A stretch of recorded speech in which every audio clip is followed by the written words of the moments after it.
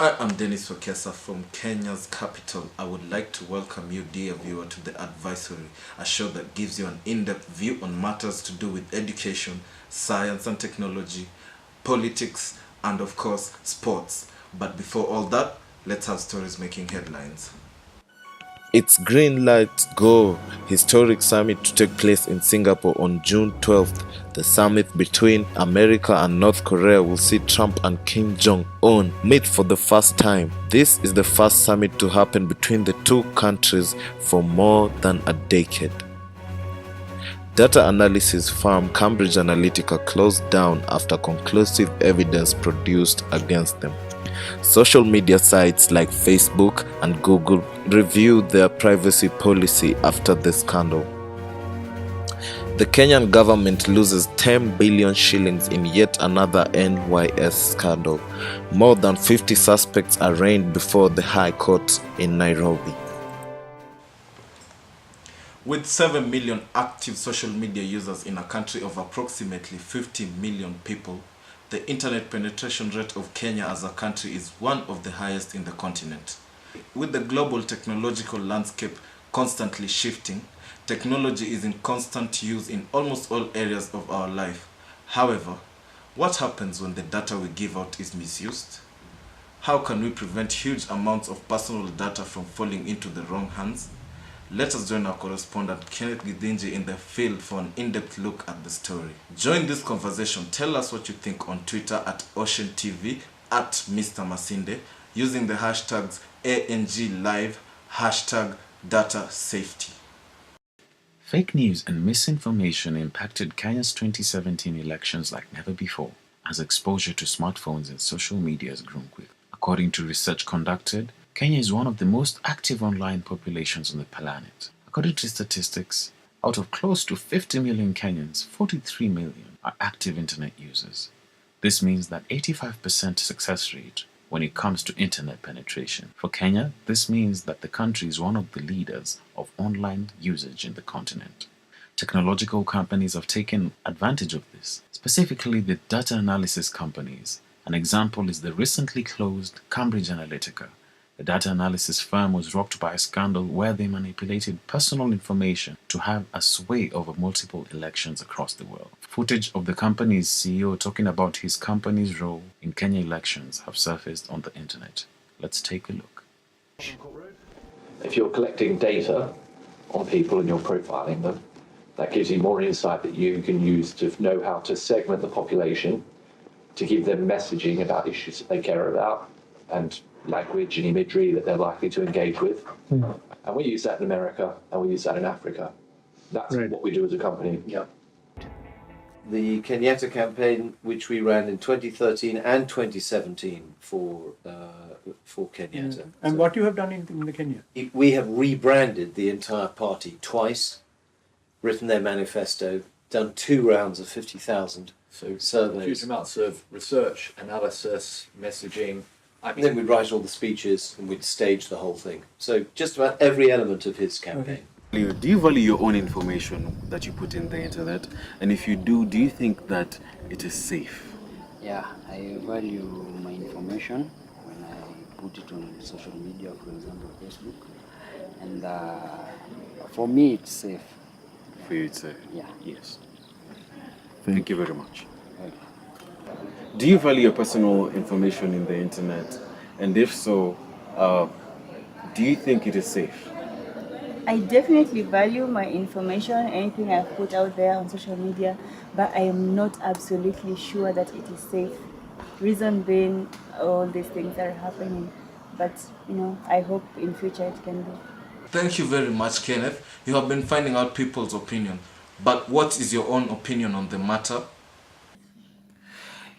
Yes, Dennis, as you've heard from the people that we've interviewed, they really value their information. However, it is true that some of the information does not happen to be safe. And you can tell from the multiple companies that get to acquire data, private data from people in order to analyze the behavior of such people, and also to see and to get algorithms and see how they can work to to improve on the statistics that they're trying to manipulate. And this is not safe for a whole population, from my opinion, and also this is not safe for individuals as well. And therefore it is a tricky situation, I have to say that. Therefore also whatever someone receives and what you see in the internet is also important, and it can be detrimental to a nation in itself, in the instance of elections and where data can be manipulated. Therefore, I think we need to take our information seriously. Back to you, Dennis. I see the comments are coming in. At Kamau says, You have chosen the right topic for the day. It is high time we talked about hashtag data security. keep the conversation going. Remember, you can reach us on Facebook at Ocean TV and on Twitter at Ocean TV, at Mr. Masinde, using hashtag ANG Live, hashtag data safety. So right now, I'm joined by 3 guests. One of them, Mr. Nathan Mkaya, a computer system specialist. Nathan, welcome to the show. Thank you. In light to recent events, Mr. Mkaya, would you say that data mining is a problem?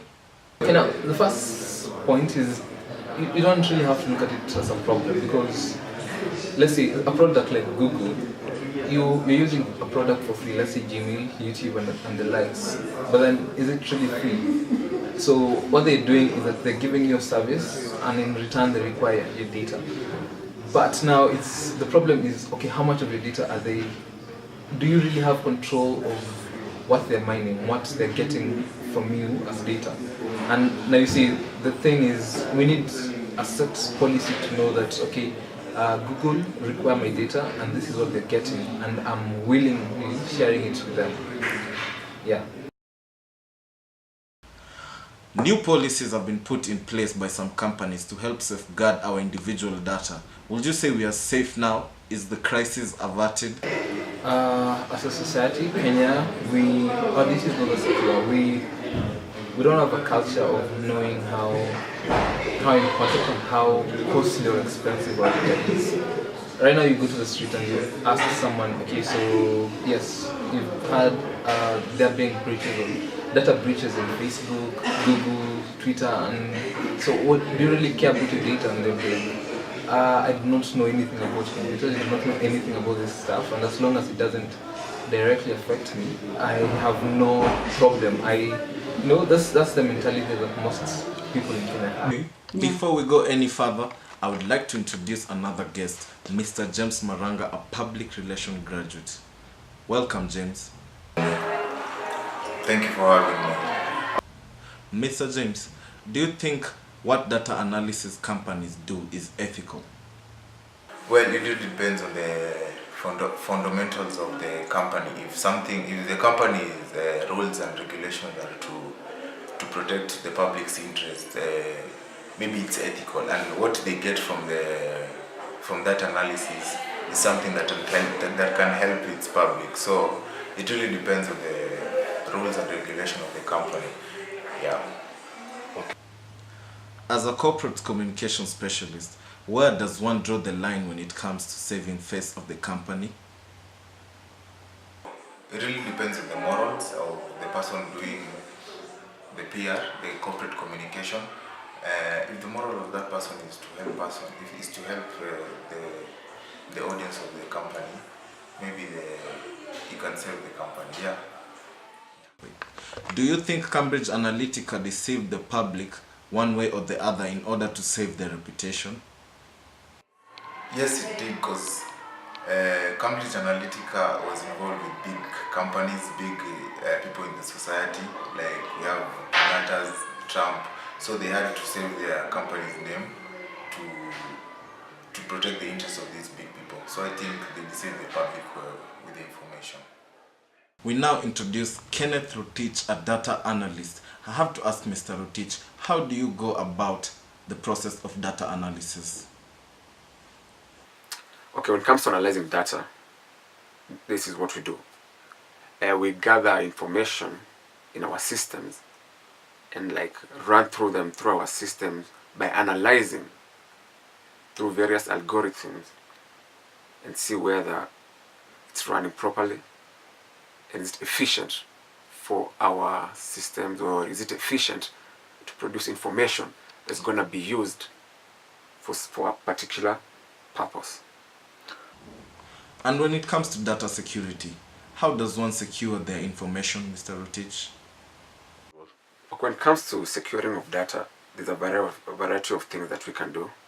First things first, we can create user passwords, user logins to specific individuals, whereby you, as an example, nobody can access your PC without having your permission through passwords. Other things, maybe you can create encrypted passwords, whereby you have to run the system to allow you to access the system.